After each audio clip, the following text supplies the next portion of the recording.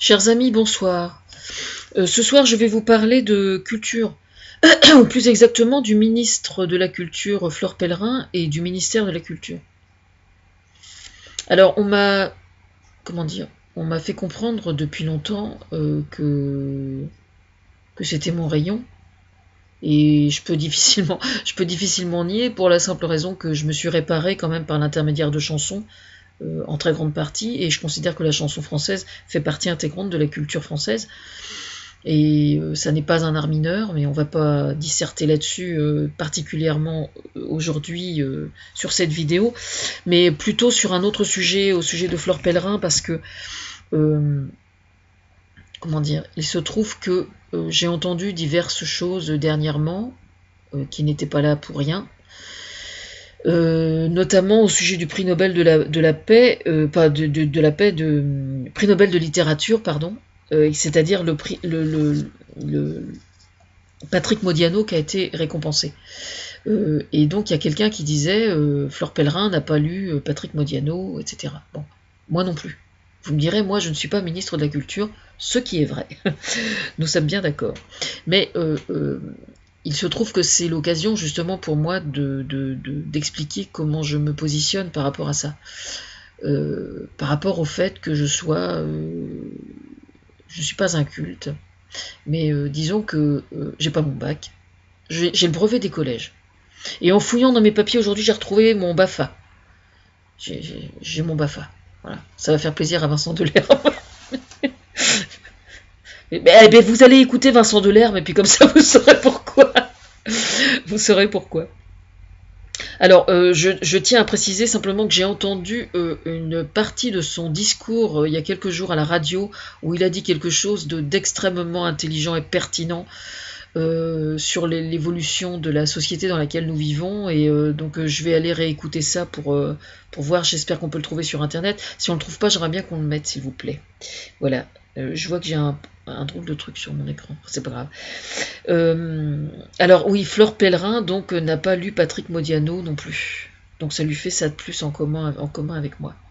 Alors moi, en fait, je suis effectivement, je ne suis pas extrêmement cultivée, et j'en suis parfaitement consciente.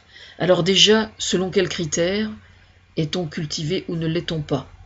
Vous avez des gens qui ont le bac, qui ont fait des années et des années d'études dans un domaine extrêmement précis, et puis qui ont des connaissances extrêmement approfondies dans leur branche, et puis qui en fait ne s'intéressent pas à énormément de choses en dehors de leur spécialité. Au niveau de la culture, c'est pareil. Vous avez des gens qui vont être extrêmement cultivés dans le domaine artistique, et puis qui vont être complètement nuls sur plein d'autres sujets.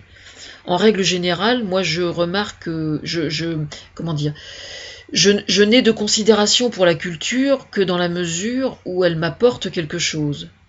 Alors elle peut m'apporter quelque chose à moi en particulier par différents moyens.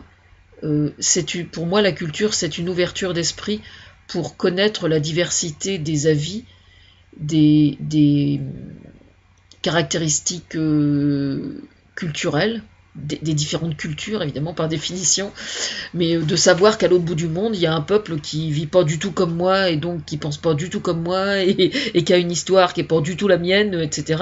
Moi, je trouve ça juste absolument passionnant, parce que c'est quelqu'un qui est différent de moi, et donc j'adore, je suis extrêmement curieuse de nature. Voilà.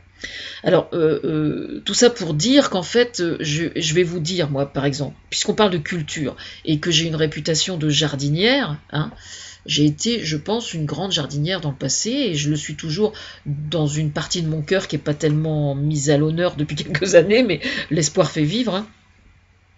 Mais il se trouve que dans le domaine justement de l'horticulture, des jardins, etc., c'est intéressant parce que j'avais un jardin de collection, donc avec des tas de noms compliqués, etc.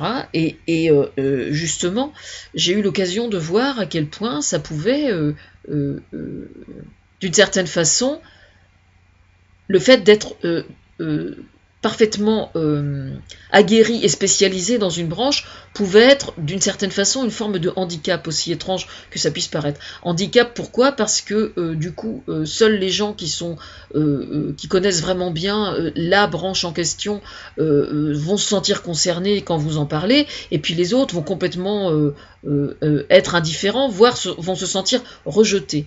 Alors, et la culture, c'est pareil en fait. Donc à la limite, je me demande si quelqu'un qui est bardé de diplômes universitaires, etc., et qui a effectivement une très très grande culture, n'est pas d'une certaine façon un handicapé. Je rigole parce qu'il y en a qui vont faire une de ces gueules, et ils vont dire décidément elle se fait vraiment pas chier. Mais c'est vrai, en plus je le pense, c'est-à-dire que quelqu'un qui est extrêmement cultivé, d'une certaine façon, est un peu handicapé parce que aux yeux de ceux qui ne le sont pas du tout, et bien du coup il semble, comment dire, il peut être perçu comme étant un peu sur son escabeau, quoi, hein, un peu condescendant, un peu. Alors il y a eu des ministres de la culture comme ça, par des diplômes, hein, voilà. Alors moi justement, alors vous me direz, je ne suis pas ministre de la culture, on est bien d'accord, mais c'est vrai qu'on m'a fait miroiter ça, hein, un ministère de la culture depuis pas mal d'années quand même. Personnellement, quand je vois, même au sujet de Fleur Pellerin, quand je vois en quoi ça consiste aujourd'hui d'être ministre de la culture, il y a quand même une grosse part de juridique, de comptable, etc. Enfin des trucs qui me font chier, mais qui me font chier grave.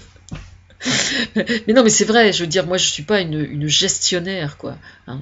Si vous me demandez de prendre la défense d'une forme artistique, oui, de prendre la défense d'une pièce de théâtre, oui, d'un film, oui, d'une chanson, oui, si j'adhère, mais je ne suis pas une gestionnaire de la culture. Moi, je suis une artiste. Bah oui. Alors, pour en revenir donc justement à ça, je vais vous raconter un truc, vous allez très bien comprendre. Quand mes filles faisaient de l'équitation, il y avait un centre équestre où elles faisaient de l'équitation, et il y avait des challenges le dimanche d'organiser pour les enfants. Et il y avait leur monitrice, figurez-vous, qui était super, qui était une très très bonne monitrice. Elle fait le concours, donc elle passait après les enfants. Les enfants passaient dans la catégorie poney, ce qui est normal. Et puis il y avait des adultes donc, et dont la monitrice de mes filles qui passait avec les adultes. Voilà. Et alors il se trouve qu'elle avait un niveau d'équitation qui n'était pas extraordinaire, quoi. Et il y a une des mamans des enfants qui faisaient du poney qui a dit mais je trouve ça absolument scandaleux quand on pense qu'elle est monitrice, alors qu'en fait, elle a un niveau qui est vraiment pas extraordinaire. Et j'étais sur le cul, quoi. Parce que je me disais, elle a vraiment rien compris, quoi. Tout simplement. Mais oui, parce qu'il n'est pas nécessaire d'avoir un très haut niveau de technique d'équitation pour être à même d'initier des enfants à l'équitation. Eh bien, la culture, c'est exactement la même chose. Pour donner envie à quelqu'un de se cultiver, pour lui ouvrir l'esprit à des choses que sa culture peut-être ou que son environnement social lui a plutôt fermé, eh bien il n'est pas nécessairement nécessaire d'être très cultivé, justement. Et c'est là où moi je suis forte, justement. C'est que comme je suis un ancien cancre et que je suis très ouverte d'esprit, je sais très bien ce que c'est. Un jour, je l'ai déjà raconté à plusieurs reprises, mais je crois pas que je l'ai raconté en vidéo. Un jour, j'exposais mes calligrammes dans une école, et dans la région, là. Et puis, les enfants de l'école, le samedi matin, étaient venus m'aider à accrocher mes tableaux, qui étaient donc mélangés avec les œuvres des écoliers pour l'exposition de peinture pendant le week-end. Et puis il y a un des enfants qui m'aidant à accrocher mes tableaux, il regarde mes tableaux, puis il était gêné, quoi. Il était vraiment gêné. Mais il n'osait rien dire. Alors c'était intéressant parce qu'en fait, il avait peur de me blesser, il avait peur de me vexer, moi, en tant qu'artiste. Et donc, voyant qu'il était gêné, j'ai anticipé le truc parce que j'ai bien vu ce qui se passait, quoi. Donc je suis allée lui tirer un petit peu les fers du nez. Je lui ai dit, explique-moi pourquoi je vois bien que il y a un truc qui colle pas, quoi. Donc vas-y. Et il m'a dit, j'aime pas trop ce que vous faites. J'aime pas trop ce que vous faites. Et donc, évidemment, j'ai saisi la balle au bond.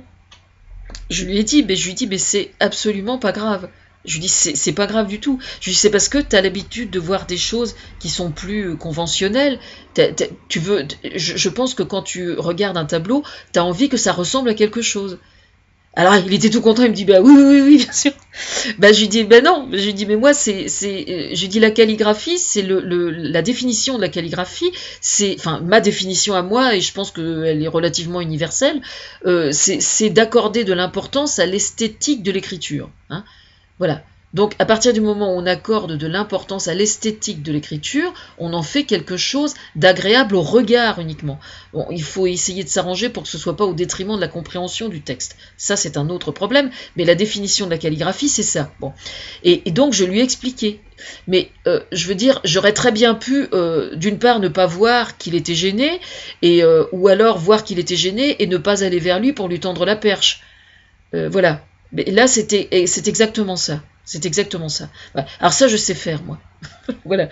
Bon, alors, en fait, je suis à l'origine de plein de trucs au niveau du ministère de la Culture, hein, de la nouvelle politique des musées, par exemple,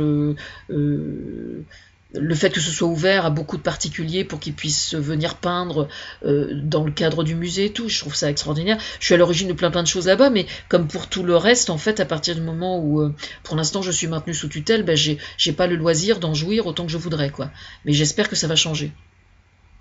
Voilà, ça c'est la bonne nouvelle.